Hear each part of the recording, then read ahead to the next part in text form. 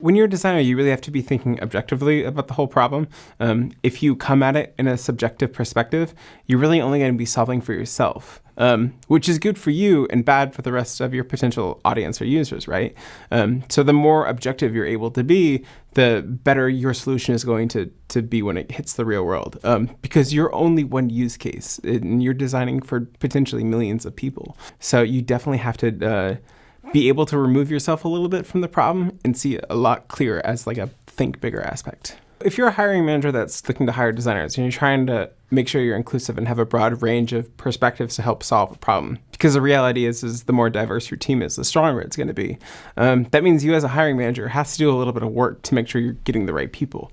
And when you do have those right people in the room, and that means that they come from diverse backgrounds, so they could be trans or of color, any other diverse perspective, you're not putting pressure on them to speak towards that. You're putting pressure on them to speak towards how effective they could be to solve the problem.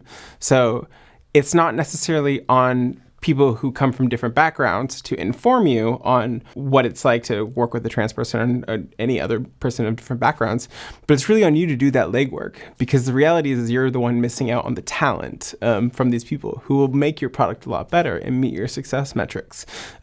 So hiring diverse people isn't seen as like a thing that you just have to do like slug along.